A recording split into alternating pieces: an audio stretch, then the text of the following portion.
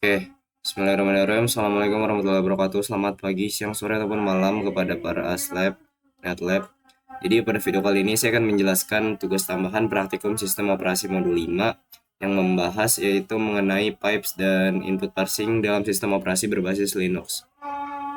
Sebelumnya perkenalkan lagi, nama saya Marshall Overliana dengan NPM 2406346913. Jadi pada praktikum modul ini kita mempelajari bagaimana dua proses dapat berkomunikasi satu sama lain menggunakan mekanisme IPC atau Inter-Process Communication, khususnya menggunakan pipe dan name pipe.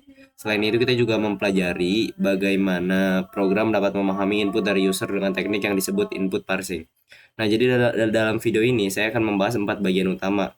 Yang pertama saya akan penjelasan fungsi dari readline dan strtalk yang digunakan dalam proses parsing input. Terus yang kedua saya akan menjelaskan kode breakdown dari tugas pendahuluan yaitu implementasi komunikasi antara parent process dan child process menggunakan unnamed pipe. Terus yang ketiga kita akan pengujian demo komen yang tersedia dalam program serta bagaimana error handlingnya bekerja. Dan terakhir saya akan menyampaikan kesimpulan dari praktikum dari modul 5 ini. Oke, yang pertama itu penjelasan dari redline dan strtalk. Oke, jadi eh, pada praktikum modul ini itu terdapat dua fungsi penting dalam proses parsing input, yaitu readline dan strtalk. Kedua fungsi ini memiliki peran yang sangat penting, yaitu karena program yang kita buat itu dapat menerima input dari user, memahami struktur input tersebut, kemudian memprosesnya menjadi perintah yang dapat dijalankan oleh program gitu. Fungsi readline-nya itu yang fungsi pertama itu adalah readline-nya ya. Readline. Oke, jadi berbeda dengan fungsi input standar, seperti scanf atau gets, fungsi readline ini memiliki beberapa fitur tambahan yang membuatnya sangat cocok buat digunakan dalam aplikasi berbasis command line atau CLI gitu. Salah satu keunggulan utama readline ini adalah karena kemampuan editing inputnya itu secara langsung di terminal. Artinya, ketika user mengetikkan sebuah perintah, user itu dapat menggunakan tombol backspace, panah kanan kiri, serta fitur editing lainnya sebelum menekan enter. Selain itu, readline ini juga memiliki fitur history command yang memungkinkan user melihat kembali perintah-perintah sebelumnya dengan menekan tombol-tombol panah atas atau bawah. Hal ini membuat pengalaman pengguna menjadi lebih mirip dengan shell pada sistem operasi Linux seperti Bash atau ZSH. Dalam kode praktikum, program praktikum fungsi readline digunakan untuk memperoleh input dari user. Contohnya dapat dilihat pada kode klien ini. Bentar, kita coba masuk aja ya.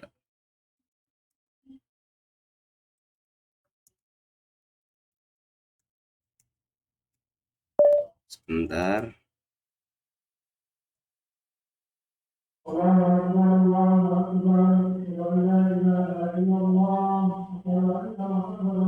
Nah, ini yang input readline ini. Contohnya bisa dilihat yang ini. Nah, kode ini berarti program akan menampilkan prompt tanda panah kanan itu pada terminal, kemudian menunggu user memasukkan sebuah perintah. Input yang dimasukkan oleh user nantinya kemudian akan disimpan ke dalam sebuah variabel bertipe pointer ke karakter, yaitu char input ini. Nah, variabel ini berisi string yang kemudian akan diproses lebih lanjut oleh program. Nah, selanjutnya fungsi strtalk. Fungsi kedua yang sangat penting adalah strtalk, string talk, yang merupakan singkatan dari string token. Nah, fungsi ini digunakan untuk memecah sebuah string menjadi beberapa bagian kecil yang disebut dengan token berdasarkan karakter pemisah tertentu yang disebut delimiter. Pada program ini delimiter yang digunakan adalah spasi gitu. Misalnya user memasukkan perintah berikut. Oke, ini harus dipraktekin sebenarnya. Kayak sebenarnya ada contohnya di sini. Nah, ini. Kayak ini add 10 15.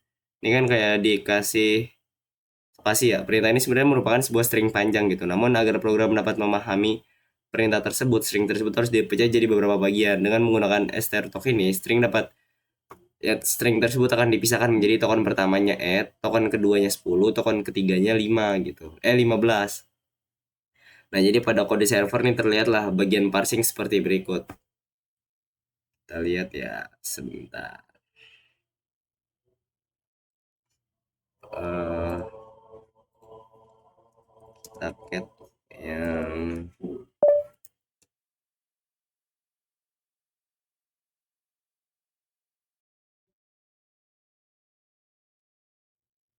Nah, ini str token. Nah, nih. Oke, jadi penjelasan dari kode ini tuh adalah baris pertama mengambil token pertama dari string, yaitu komen yang akan dijalankan. Baris kedua mengambil token kedua yang merupakan angka pertama, dan terus baris ketiga itu mengambil token ketiga yang merupakan angka kedua gitu. Setelah token-token tersebut diperoleh, program kemudian dapat mengubah string angka menjadi tipe numerik yang menggunakan str tol. Nah, gitu dengan cara ini program dapat memahami gitu perintah dari user dan menjalankan operasi yang sesuai. Oke, selanjutnya kita masuk ke kode breakdown dari TP. Pada bagian TP, program yang dibuat itu bertujuan untuk menunjukkan bagaimana dua proses dapat berkomunikasi menggunakan unnamed type. Type merupakan salah satu mekanisme interprocess communication atau IPC yang merupakan memungkinkan data mengalir dari satu proses ke proses lainnya. Pada program ini terdapat dua proses utama, yaitu parent process dan juga child process. Nah, di sini ada di bawah. Nah, ini program dimulai dengan membuat pipe menggunakan fungsi pipe fd.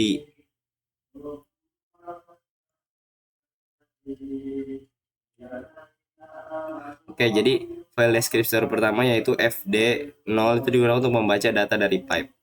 Nah, terus file descriptor kedua yaitu fd1 digunakan untuk menulis data ke dalam pipe. Dengan kata lain, satu proses akan bertindak sebagai penulis dan proses lain akan bertindak sebagai pembaca gitu.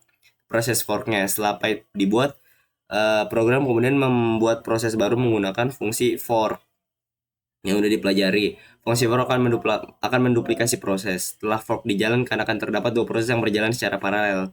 Jika nilai pitnya lebih dari 0, itu proses tersebut adalah parent proses. Jika nilai pitnya sama dengan 0, maka proses tersebut adalah child proses gitu. Nah, pada parent proses, program akan membaca input dari user menggunakan fungsi readline input kata parent. Nah, yang ini. Terus setelah input diterima, program akan melakukan parsing menggunakan fungsi str token, string token untuk mengambil token pertama dari string yang dimasukkan user. Hal ini dilakukan karena dalam contoh praktikum hanya kata pertama yang akan dikirim ke child process. Setelah token diperoleh, parent process kemudian mengirimkan data tersebut ke pipe menggunakan fungsi write fd1 token strlen token plus 1 ini. Di sini parent process bertindak sebagai pengirim data. Setelah data dikirim, parent process menutup bagian write dari pipe menggunakan close fd1 yang ini. Hal ini penting agar agar child prosesnya ini tahu gitu kalau tidak ada lagi data yang akan dikirim gitu. Nah, kalau di sisi child prosesnya itu akan membaca data yang dikirim oleh parent menggunakan fungsi read read fd, kayak gitulah pokoknya lah. Yang ini. Nah, jika data berhasil dibaca, child proses akan menampilkan pesan child menerima kata bla bla bla gitu. Sebagai contoh nih di sini ya. Ada gak? Nah, di sini jika si usernya memasukkan kata Marshall, maka child prosesnya itu akan menerima kata tersebut dan menampilkan outputnya Marshall lagi gitu. Child menerima kata Marshall. Hal ini menunjukkan bahwasanya komunikasi antar parent proses dan child proses berhasil dilakukan menggunakan pipe gitu. Oke, selanjutnya kita ke kode breakdown case study. Oke, yang ini. Oke, jadi pada bagian case tadi, program yang dibuat lebih kompleks karena menggunakan namepipe atau Vivo untuk membuat sistem client server sederhana gitu. Berbeda dengan unnamepipe yang hanya bisa digunakan oleh proses yang memiliki hubungan parent-child, namepipe ini dapat dilakukan oleh program yang berbeda. Jadi dalam kode server, namepipe digunakan menggunakan fungsi mana nih? Dalam kode server, nah yang ini dengan fungsi mkvivo ini. Contohnya yang ini, yang mkvivo recpipe 0600 dan mkvivo recpipe respipe 0600 gitu. Program ini membuat dua buah vivo yaitu recpipe dan respipe. Recpipe digunakan untuk mengirim request dari client ke server, sedangkan respipe ini digunakan untuk mengirim respon dari server ke client. Dengan menggunakan dua pipa ini, komunikasi antar klien dan server menjadi dua arah atau full duplex gitu. Cara kerja kliennya, program klien tuh bertugas untuk membaca input dari user dan mengirimnya ke server. Input dibaca menggunakan readline yang tadi udah kita kasih tahu juga ya.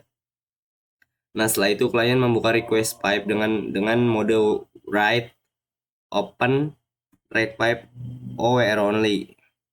Ini yang ini. Oke. Kemudian klien mengirim input yang ini, sorry.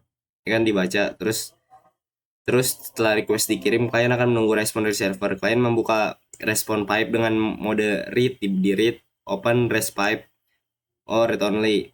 Nah, kemudian klien membaca hasil yang dikirim ke server dan menampilkannya ke layar gitu.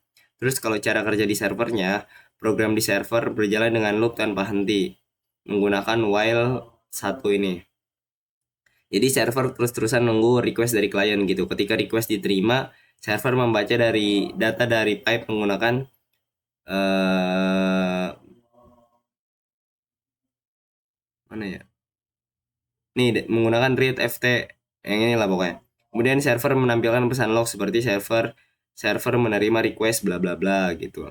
Setelah itu server melakukan parsing menggunakan str token, string token untuk memisahkan komen dan argumen. Komen yang didukung itu ada banyak. Ada add, ada min, mul, div, mod, sort, dan swap. Misalnya gitu. Misalnya jika komennya adalah add. Ini ada di atas ya. Nih. Misal komennya adalah add. Server akan menjalankan operasi penjumlahan gitu. 10 tambah 15. Nah, jika komennya adalah mul, server akan menjalankan operasi perkalian. Gitu. Setelah hasil diperoleh, server akan membuat string respon menggunakan sprintf. Sprintf contohnya nih nih sprintf result mana sih? Ya itulah. Oke, jadi pada tahap ini udah ya gitu. Intinya respon akan dikirimkan kembali ke klien melalui respon pipe gitu. Nah, selanjutnya demo pengujian komennya. Jadi pada tahap ini saya akan melakukan pengujian terhadap programnya. Oke, kita langsung ke Linux-nya aja ya. Bentar.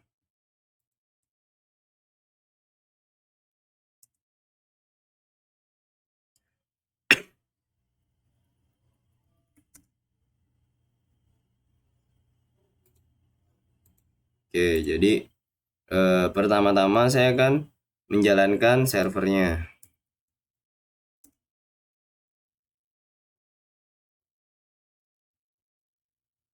Tuh. Kemudian saya akan menjalankan kliennya. Nah, oke. Setelah itu saya coba beberapa komen ya. Misal add 10 tambah 10 harusnya kan 20. Nah, nih program akan menampilkan result 20 gitu. Terus di sisi servernya, server juga menerima request bla bla bla terus mengirim responnya gitu. Terus kita contoh kedua misal mul 20 40 kita kali 20 kali 40 kan 800 ya. Nah, bener tuh 800 contoh berikutnya.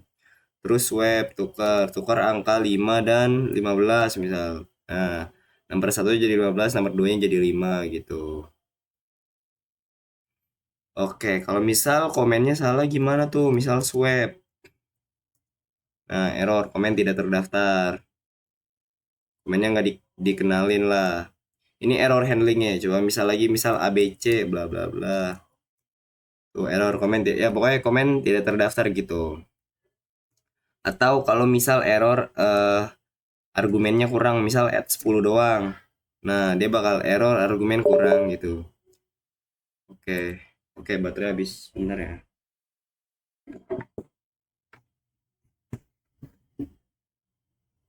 Oke.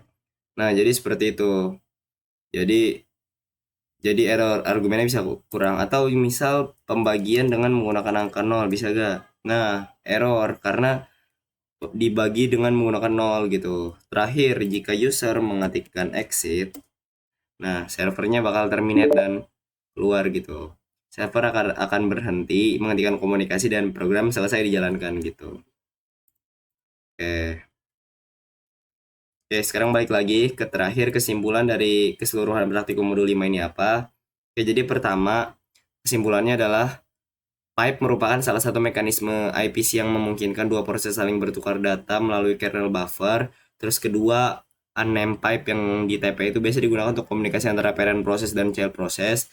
Sedangkan named pipe atau FIFO memungkinkan komunikasi antara program yang tidak memiliki hubungan parent-child. Ketiga, proses input parsing sangat penting dalam pengembangan program berbasis command line karena program harus dapat memahami perintah yang dimasukkan oleh user.